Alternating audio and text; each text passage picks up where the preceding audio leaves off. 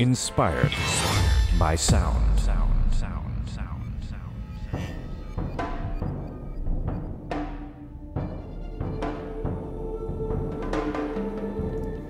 Hello, and welcome to the first version of Musocast, which is part of Inspired by Sound. I have Justin Kauflin back in the studio with me, which I didn't expect for a while, but here he is.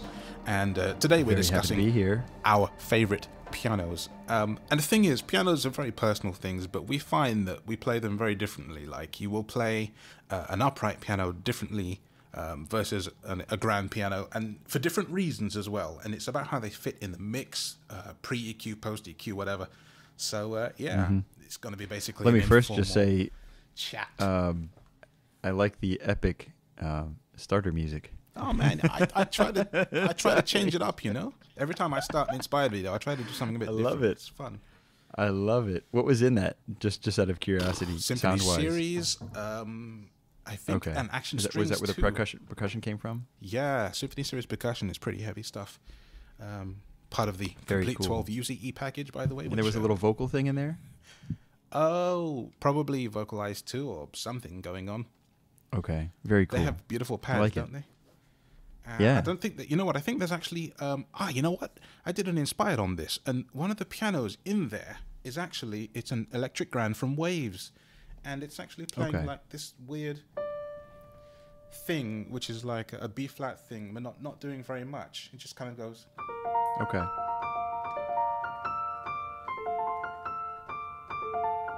That kind of a deal. Very simple, but it's really far back in the mix, coated in reverb, and it's fascinating how that actually came about, and it was actually started because of that sound. So Not there's bad. an interesting, first port of call really is that, because I forgot about that. It's funny. Swapping keywords. Not bad, over but here. just like you're saying, there's so many virtual pianos now. It's almost too many to choose from. And I know I'm very much a collector of sounds. That's kind of how it's developed. Of sound. Come on now. And it's nice, if you can afford it, to be able to have all these different pianos in your arsenal, because they all excel in certain ways, and sometimes one piano will fit a track much better than another one, and you don't know until you actually use it in real life, in practice, and on stage. So I think we both have a collection of pianos that we have loaded up, and I know your first piano and my first piano are the same, the Ravenscroft. The Ravenscroft, yeah. But even that has variants. I've made my own because of the velocity curve of my keyboard, and you might be playing one of the stock sounds because of the velocity curve of your keyboard. Actually, that's the point. I'm playing a Complete Control Mark S61, Mark 1, I should say. So, this is good to know. Yeah, so you have the Mark 1. I'm using a Mark 2 61. I do have that. That's my gigging board, yep. But when I'm actually playing piano, I'm using a Kawai CA78. So it's one of these, piano-shaped keyboards. I like it because it has wooden keys. And I think Kawai did a very interesting thing. And it feels good. It doesn't feel perfect, for sure. Yeah. But it's... I really like the feel of the Native Instruments really boards. I think they did really, really well with that. Absolutely. No, the hardware is without a doubt happening. And for a non-weighted piano, it does feel fine with all these instruments. But it's worth mentioning that no piano really out of the box is perfect. You have to spend a little bit of time with it to make it match your playing style, because we all play differently. And even you and I have very divergent, velocity curves that we prefer. That's true. And also just sound characteristics. We cross over, but we don't play the same. But we're both on the gigging circuit. We both play professionally, and we have a lot of the same sounds, and then a lot of different sounds. And that's kind of what this whole these series of videos, podcast is going to be about, is sort of how we as musicians handle each thing, because it's and also, pianos are not the only thing that I've collected over the years. No. We probably can do a whole thing on Rhodes and we have to cover Rhodes. That's a thing. Yeah. I cheated, by the way. I did load, time. even if I don't end up playing it, I did load that Waves Electric Grand, because we could talk about CPs. It's still kind of a piano. Okay.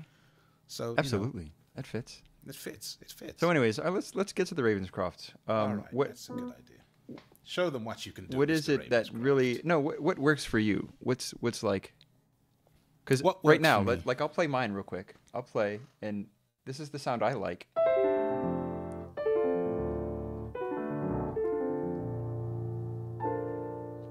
And then, how is yours? Okay, mine is a custom, and I've changed some of the timbre and the color shift on this, and this is my customized version of the Ravenscroft, which let me turn the mic down for.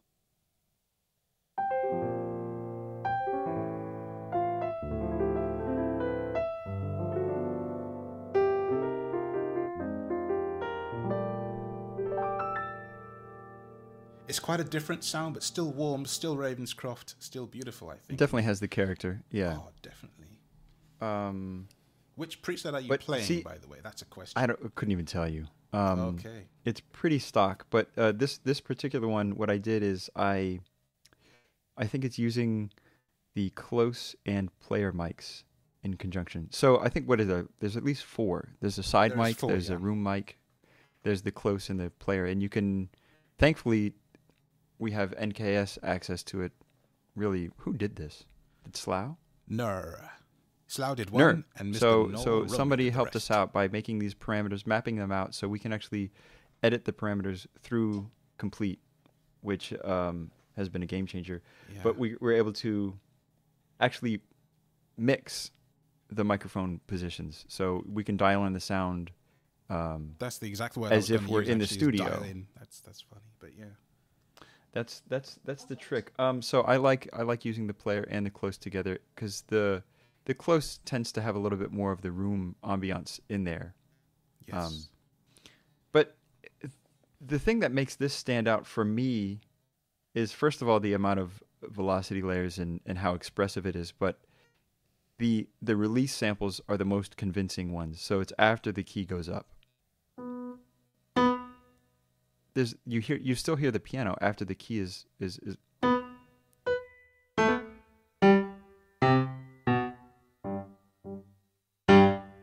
Also, when you play very softly, that's a really special thing too.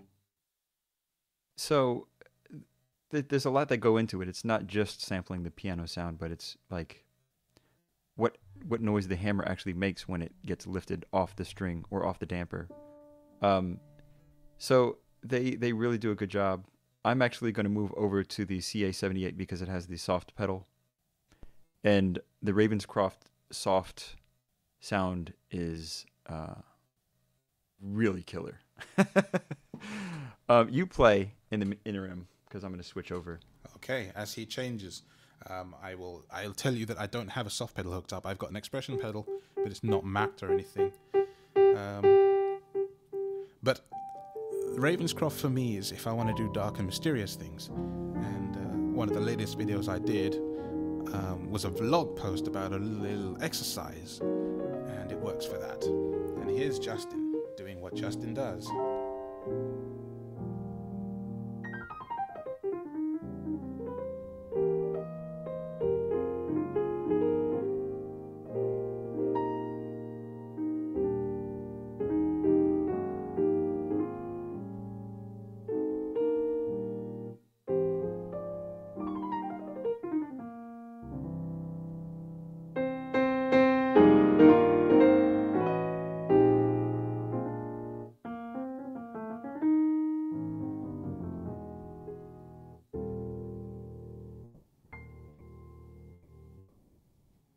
That's very timely, Justin. Very timely. I was like, oh, don't actually play the whole thing. We don't want to get flagged for any.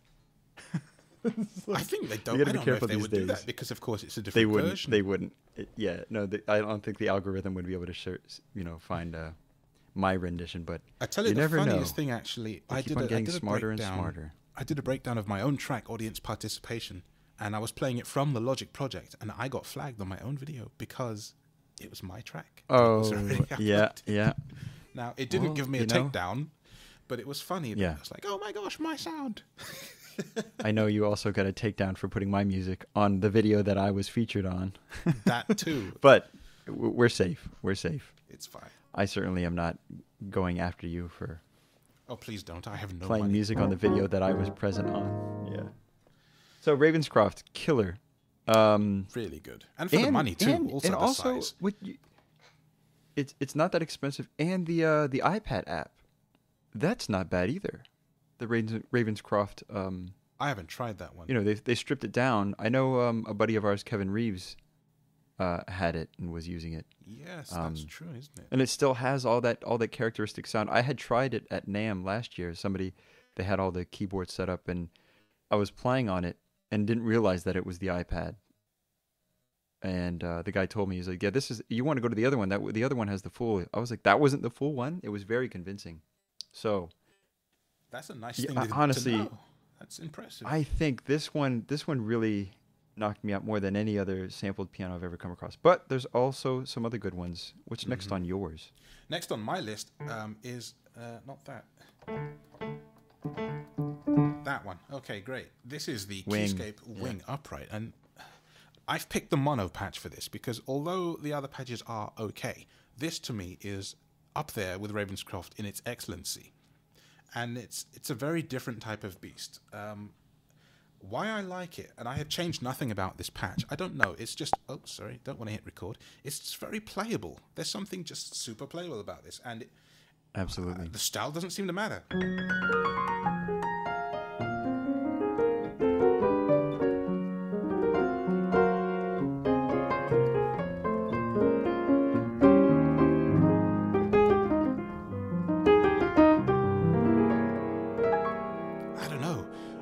Makes me smile when I play this. It's just a funny, great all-rounder.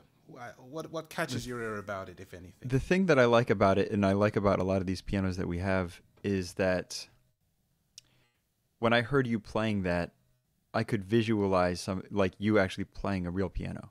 Yes. I wasn't distracted. I wasn't thinking about it being a keyboard, because it had this, and for some reason, it being in mono even helps that illusion. I think so, but that's what I'm going for when I'm trying out pianos. I want to forget that I'm actually playing on a keyboard. And, it's impossible to forget completely because there's nothing that replaces an actual real It's the action as well that helps, and the vibration of your hand on the key. Because when you play a real piano, it sends the vibration back down the key, doesn't it? So that's very special. I'm trying to fool myself as much as possible. And that's why, like the Ravenscroft, I can obviously, our eyes are closed anyways, but I can physically just close my eyes and really imagine me being in this room where the Ravenscroft was recorded. And that's what I want. I don't want to think about it being a keyboard. So that's something that stands out to me right off the bat with the Wing when you were playing it. Yes. And I have it loaded in stereo. So this is the one, yeah? Yeah, that's the one. Let me...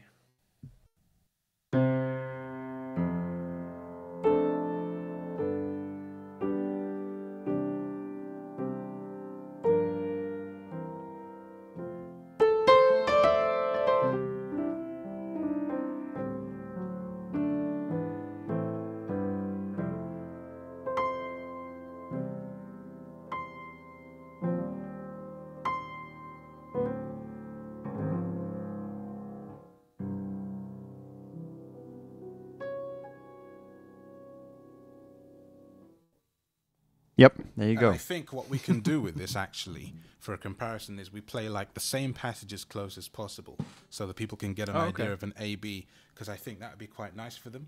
So sort of something very simple and not too Justin-like and scary. But we can, we can knock up a something, can't we? Yes, indeed. Far too low here. How about that? Okay, I will be right back. You keep on rolling. All right. He's disappearing, guys. Take care of something. Yep, just a second. Just a second.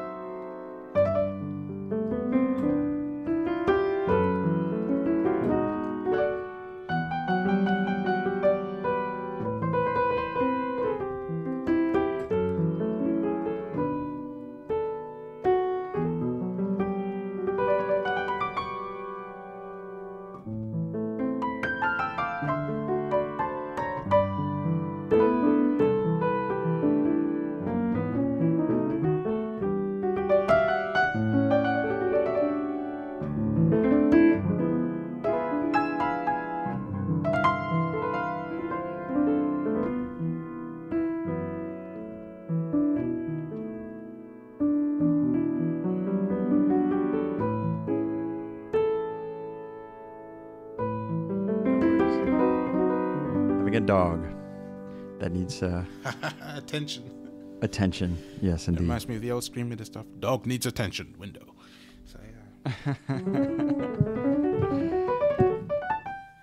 So yes, this is a funny old wing. piano, but like, let me think. What can we do that's very normal and we can do like an A-B, because I think it'd be quite nice.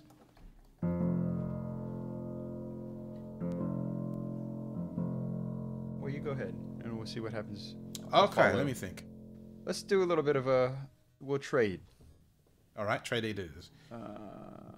So you do a phrase, I'll do a phrase, and we'll see where that takes us, I guess.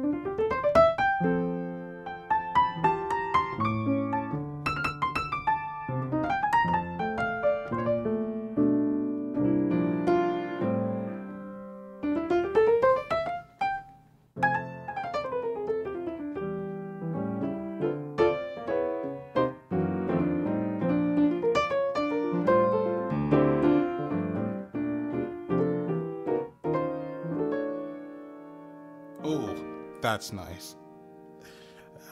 You know, the funny thing is the stereo version of this reminds me of playing a piano in a phone booth. It's nothing like the Ravenscroft miking in stereo. It's nothing like the mono version. It's almost two distinctively different pianos, even though it's the same piano, and that is very unusual. That is very accurate. That's very true. There's a lot. I mean, there's just a lot of variables that go into this sampling thing, and this is why I'm always curious when somebody comes up with a new instrument, because their, preference in sound and how they want it to sound is very unique to them, and you're kind of subscribing to what that sampler thinks a piano should sound like. Because I've gotten pianos from people that they hear things very differently than I do, and it's not a good fit. This is true of Piano Tech. I told you before we started the recording that I heard a version of somebody doing Piano Tech, and it really put me off. And then I heard you playing it, and it was a completely different beast. And it made me want to at least think about getting it. But that's the nature of these videos. Like, we are not telling you that you are buy these pianos. We're just showing you what we think of them and how we play them. You almost have to disclaim these days. But that's really what you want from a review. Like this is my approach to what I think about these pianos. But I'm not a rock and roll piano player, so that's a very different sound palette that you're working with. And they might prefer other pianos that, I think we're kind of in the jazz, soul, R&B side of things more so than anything else. And that'll also influence, what kind of piano you choose.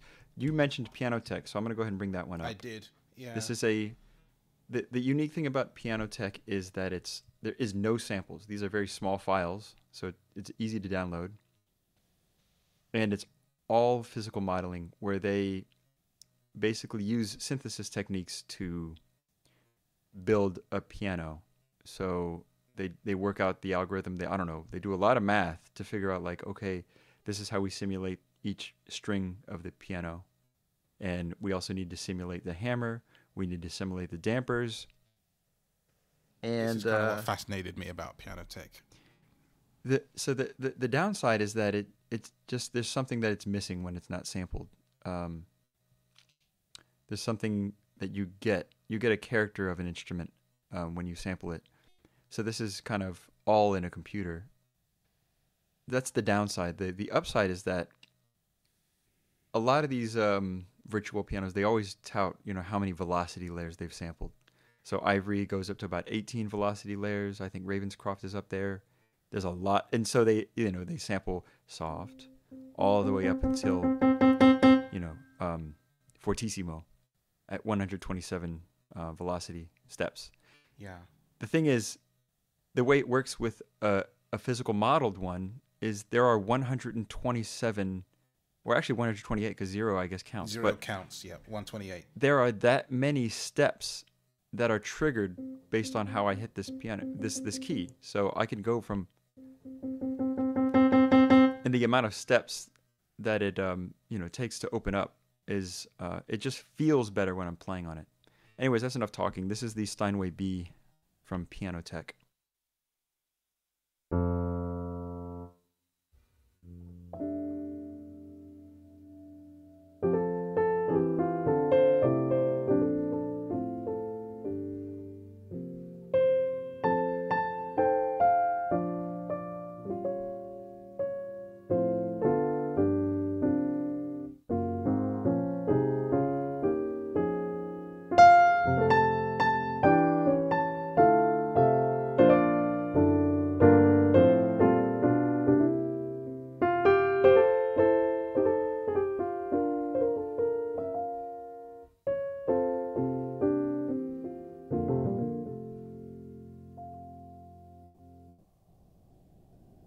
So there is something that is nice about it. It, like right from the get-go though, that's not the greatest, low F I've ever heard. That sounded like a cough. Playability. Like almost. Do you know what I mean? You're right. It kind of has the CP80 vibe down there. So it's not perfect, but in terms of playing, I find myself enjoying playing this, especially when I'm not thinking like, oh, it's supposed to be a piano. It's just a nice instrument, I think. They did a good job making it playable, and it's very expressive. I've always been a fan of physical model stuff, incidentally. I don't know why. I think it's really interesting because you can change so many characteristics that you can't change with a sample. It allows us to connect with whatever this instrument is a lot more than a sample, because when I'm playing a sampled instrument, whatever it is, I'm triggering somebody else playing an instrument, or worse, I'm triggering a robot actually hitting the key. So there's a certain thing that's removed. With this, I feel as if I'm interacting with it like more of an instrument. It's very similar to why I love. I have a Prophet 6, and this is a completely analog instrument, and I love using it because it feels to me closer to how it feels to really interface with a real instrument, even though it's a synthesizer. You kind of dig into it in a different way, don't you? It has a life to it for sure. So there you go, the Piano Tech. It's not bad. It's really not. What is it like for sympathetic resonance and for sustain, by the way? Because those things definitely people want to know if they're going to buy these things. Okay, I have the low F. It's down, but it was at 0. But let me hit the C above it to see what happens. So you got it. I hear that. Oh, that was clam there. And of course, you can turn that up and down. Yeah. So it has that, and then with the pedal down. So let me hit the. That's without the pedal. And then. There's a lot. Yeah, there's a lot going on there. And all that stuff is very subtle, but it really does add to the enjoyment of playing it, because there's other things that are happening behind the scenes. If you go back 15 years, we expected that a lot less from gear. To be honest, when with sampling technology improving, it's helped me understand the piano even more than I did previously. I didn't know that stuff existed. Sympathetic resonance, and then they say this is a feature. I'm like, what is that? I actually understand the piano better because of all these new advancements being made. It's cool. Yeah. Not all of the Piano Tech stuff sounds that great, I'll be honest, but this particular model to me sounds good, and there are characteristics of a Steinway B there that I dig. Could you see yourself using it on an album, or at least on a track for a guide or something? Possibly. Yeah. It all depends, right? We say it all depends on.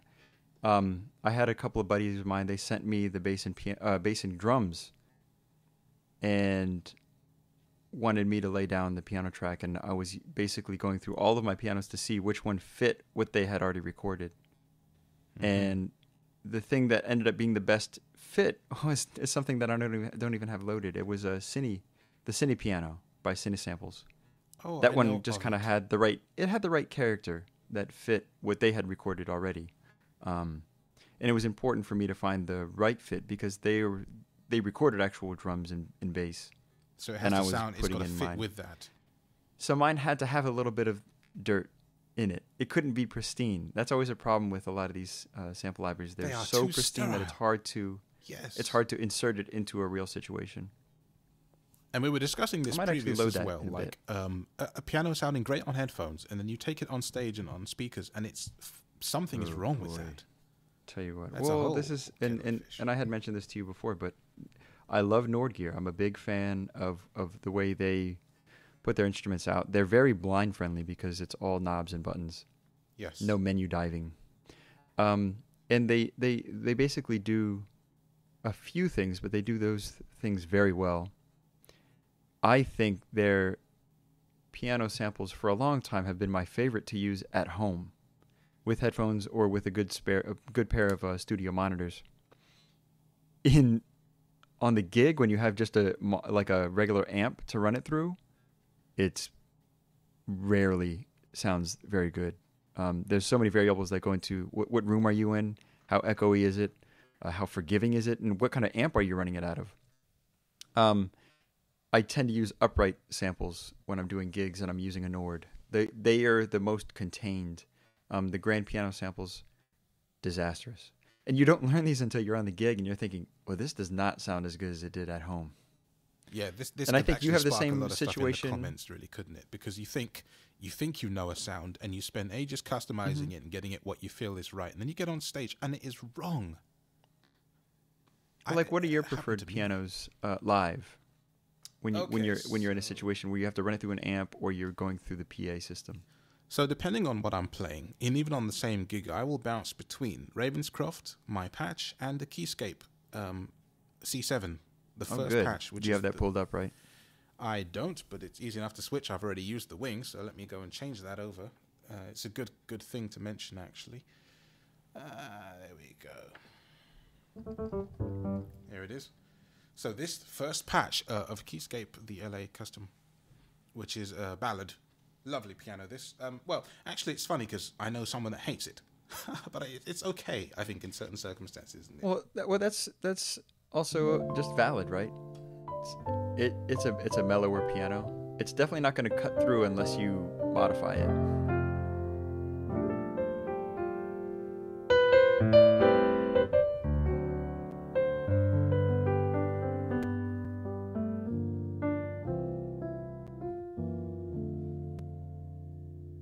Nice tone though when it's ready. I wonder, what do you think of that? Great. I'm a big fan of it. There's certain things that I'm not a huge fan when I'm playing it, but the way it sounds, I think, is I feel really, like they recorded that quite nicely. Really good. I don't know what kind of mics they use, but they use the right ones for sure. It's the type of Yamaha that I like to play on when I'm in the studio. Now the thing is, and I think their sampling is incredible. I would have liked to, when I'm playing it, I'm always looking for better, softer velocity samples. It seems like there's not enough variation in the 0 to 50 in the velocity range. I could use a little bit more. As soft as I can. It's not going anywhere. Yep. And it kind of drops off. So I would love more variation, probably in the 0 to 20, because it starts feeling static down there. You're absolutely right. And that kind of I've never tried bothers me a little bit with this one. But sound-wise, you can't beat it. You can't. It sounds amazing. A buddy of mine actually recorded his whole album, which will be coming out in January. He did it all. So he actually recorded in the studio on an upright that had MIDI out. So he played the upright while, in the studio, but they actually used the MIDI and then ported it into Keyscape. And so his album is all on the the studio, whatever it's called, LA Custom. The LA Custom. How funny. Well, we know one keyboard player that uses this really almost primarily. I think Anomaly does. So that's an interesting thing. Oh, yeah, definitely. It's on all his stuff for sure. It really is. It's a good sounding piano, though. No, it is. It's funny because we know a guy called Slough. He does not like this piano. He really does not like this piano at all. But I can imagine it not fitting in a lot of situations because it's sometimes when a piano has too much character, it makes it harder to fit. Yeah, and it's also very distinctive. And sometimes you don't want people to be able to know what you're using sound-wise. Exactly. And that is a problem. Like Alicia's keys. Yeah. I'm telling you, Alicia's keys, I always hear it on people's projects. And also another piano that I don't think either of us has loaded, but I use quite a bit is the Unicorda. Unicorda that is being amazing. Used a That's lot. a good piano. Actually, you should switch to that. I'm going to switch to Alicia's keys. I'm going to take away Keyscape now. You pull up Alicia's keys. I'm gonna talk about the other Yamaha that I have. So this is the by another company called Garriton. I think it's Garritan. I could be wrong. But anyways, this is the Abbey Roads CFX Grand, and it's the top of the line Yamaha piano, and it is what it is. I think it's great. I'm actually going to switch over. This is the first time I've heard it today, by the way, and I was very impressed with it too.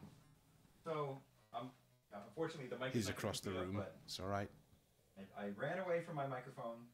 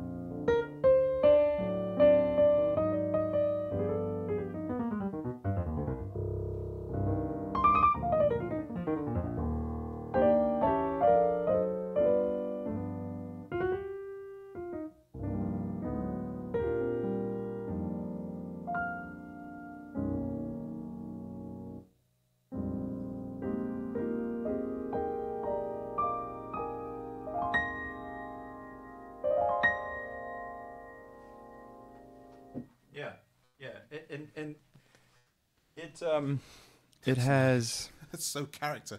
There's a lot of good character, and you mentioned before the EQ is interesting on it. This is very true to the way the Yamaha CFX feels and plays and sounds. So it might take a little bit of, audio massaging to get it to fit right and to sound the way you like it, but the raw materials are there.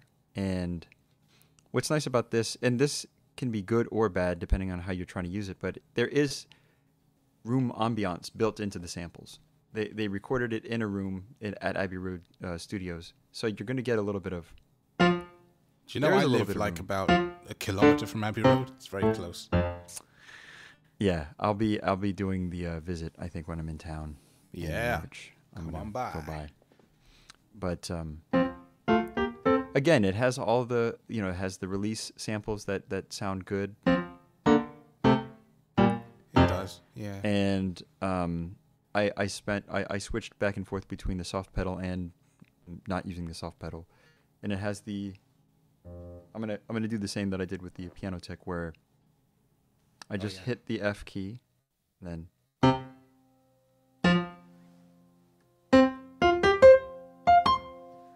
So there's that sympathetic resonance. It does have that, and of course you can turn that up or down depending on how much you want that. It is. If you want a CFX, I think that's the way to go. I think there's other companies that do it. I want to say Vienna has their own. I know they've done Bosendorfer. I feel like they just came out with the CFX, and it might be very good. But this one I'm very satisfied with. Boom, CFX.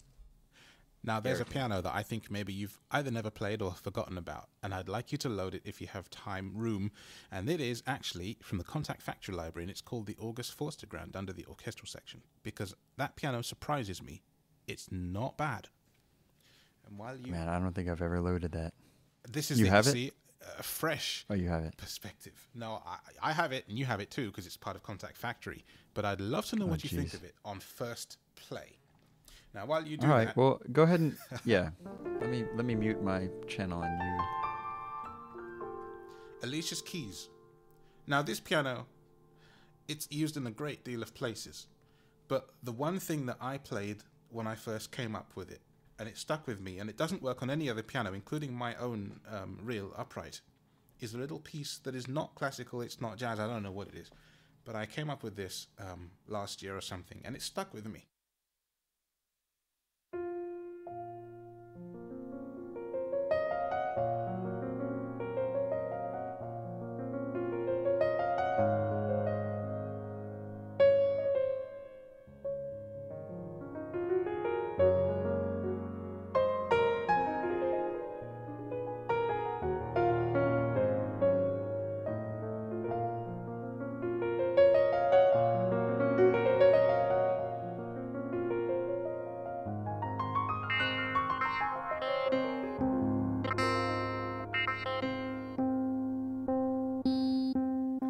That's preview here, the pre here for the piano. He's almost found it.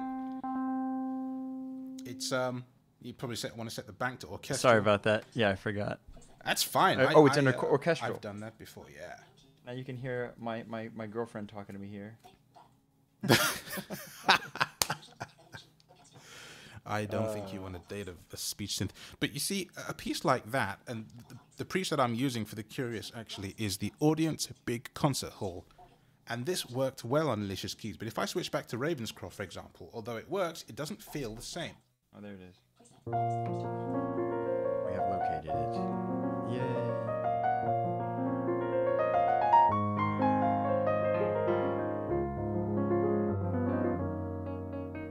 Totally different sound, isn't it? And there is the August Forster Grand. Now, it's a very classical piano, given what it's supposed to be, but I found myself quite enjoying to play that thing, and I don't know why. Let's see what Justin makes of it on first ever play. This should be interesting indeed. Bit of a curveball at you.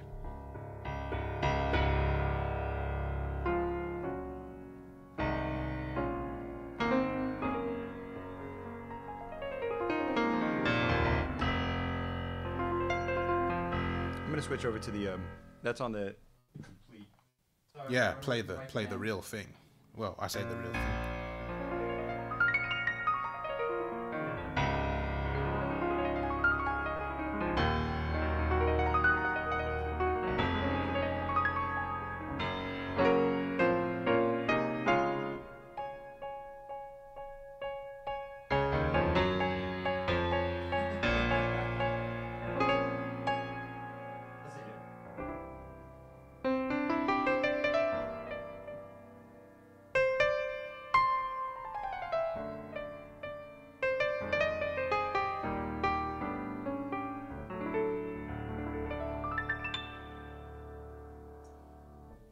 Very interesting. It's an interesting sound, isn't it? Like, yeah, let me see. As to where it fits in the lineup of things, I don't know. But there's something oddly captivating about it that I kind of like.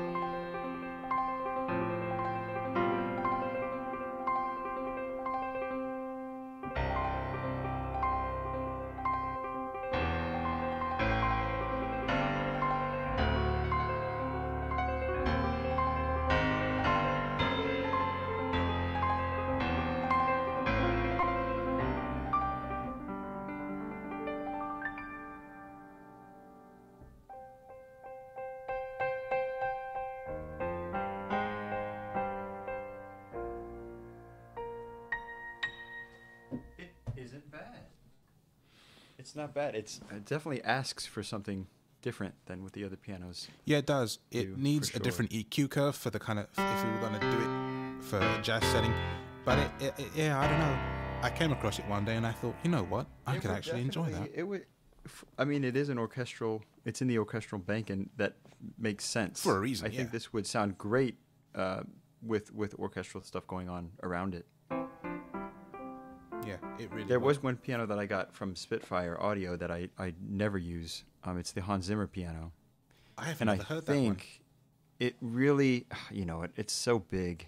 That's like 300 gigs or something. It's outrageous. 300 gigs? So I never really have it on any of the hard drives that I'm using. But that's incredible. It's one of those that's just, it's not really, for me, it's not a piano for me as a piano player, but I think when it's in the mix with an orchestra, it really cuts through in the right kind of way. So you're going to come across that too, with the piano samples. This is it. Now, what I have, I've got left the Kawai X or Kawai X Pro piano here. So let's do this. I kind of liked us trading. So I did too. So you have the Kawai X, and I have. I think we'd be amiss if we did not include something from Synthogy. They make a lot of sample pianos. The one that I pulled up is their most recent one, and I was hoping somebody would do this. This is a sampled Steinway Model B, and that's usually what you'll find in a studio. You're not going to find a Steinway D in most smaller studios. This is this piano that I want to use when I'm in the studio because I love the character. Anyways, this is Ivory's take, and then you have the Kawai, right? I do, yeah. What is that? The EX? The Kawai X Pro, and I think it's a 9-foot. I can't remember, actually. And that sucker's old, too. It's old. But it does sound great. It still sounds great, yeah. And I'm in the player position for this, not the rim position. The rim position is what I usually use, but player kind of fit more of the theme of today's chat. No worries. Oh, I should mention, too, what I do with all of my Synthogy Ivory pianos is the release, when it's set to 1, I think is atrocious. It never sounds like... The decay is way too long, the release. So I always dial it down to about either 0.6 or 0.7, 60% or 70%. That's kind of, that works for me. But again, it's preference. Can you show both that's at some where point this is after set. the trade? I'd be interested to see. Yeah, people yeah. We can check this out. Let's play. You start. Oh, you start, man. I started last time.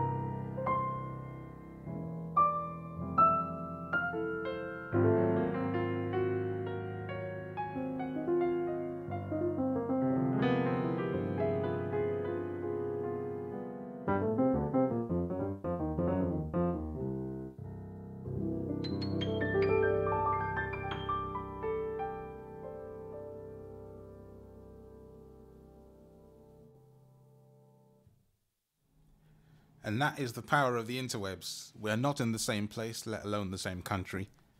And if you... But also that should explain any kind of discrepancies in... timing. Timing. But it's still fun. There is a delay. This is a way to jam. It works. Not, you know... it works. Wow. I mean, the fact that technology allows us to do this anyway, and neither of us to get wet in the rain, because neither of us had to leave our houses, that's powerful. That's very powerful. Yes, indeed. Yes, indeed.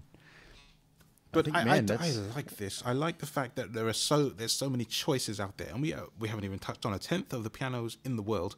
But these are things that we like for different reasons, and I don't know. There's something quite special about that, you know. Yeah. Well, as a pianist, it's nice to. It's like this. There's always a trade-off. Of course, I'd love to have a Yamaha Grand and a Steinway Grand and a Bosendorfer all in my very tiny apartment, but they won't fit. We need 3D printed pianos. This is a nice compromise. Yeah. Yeah. This is a nice compromise. We both have real pianos that we like to play on. I have a very busted up old Yamaha upright in my bedroom that I use to practice on. But when I want a change of flavor, I have all these other pianos to mess around on and also use in professional settings. That's right. But there's room for all of it. I would never consider myself a purist in either direction. Of course, I love a real piano, but sometimes it's not practical. So that's where these come into play. Practical or possible. And of course, a real piano means that you cannot play late at night like I'm doing now. I mean, it doesn't matter what time you watch the video. It's 25 minutes to 11 at night in the UK where I am. I can't play my piano right now. My kids are asleep.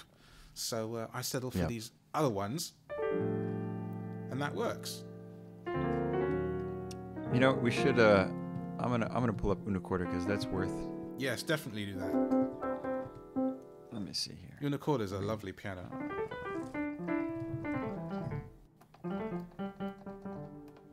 Interesting. I have two of the same, and I don't know why. Let me rectify that. I've got a spare, an air and a spare.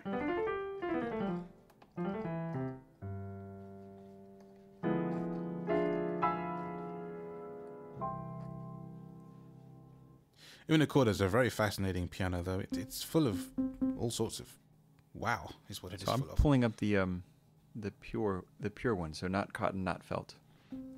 Yes, of course, of course. All right, so let's have a bit of a short play. This is just stock. This is default.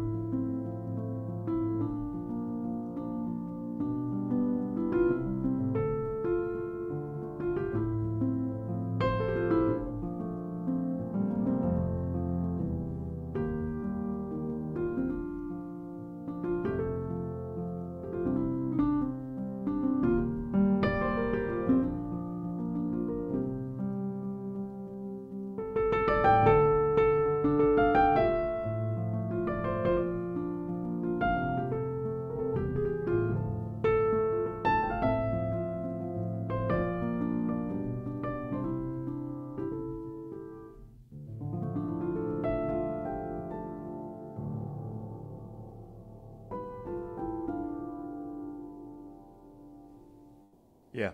To be honest, I could have been quite happy to listen to that for quite some time. There's something really special and far away about that piano in a good way. I feel like it's telling a story. I mentioned this the last time we spoke through this, but when I got this, when I downloaded it and installed it and was ready to go, the first thing that came out was the song "Lost." That just came out very naturally. It wasn't a different key, I'll say. Originally, it was in B minor. I moved it to D just to make it easier for me. But I mean, that song essentially came out of this sample. Yeah, and it works, doesn't it? It takes you places. So let me see here. So like a.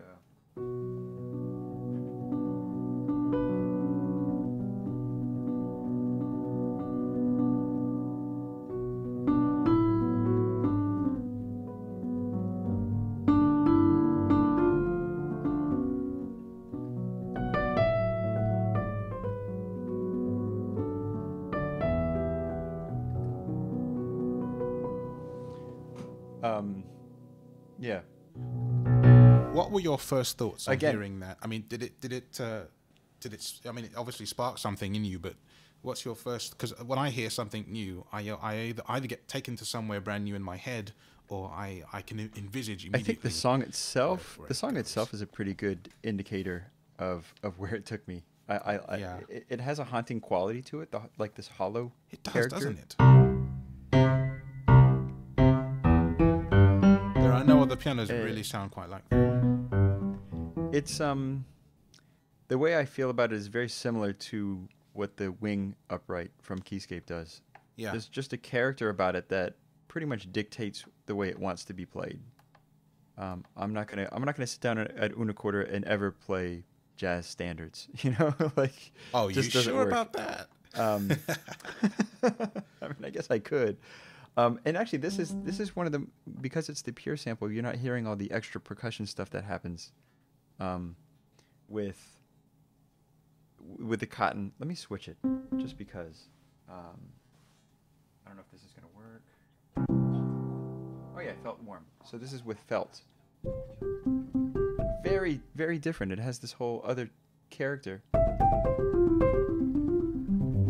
Very percussive. It's weird. It kind of caresses your ears.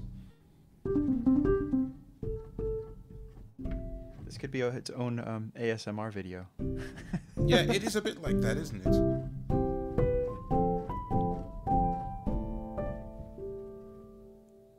Yeah. Keep it going.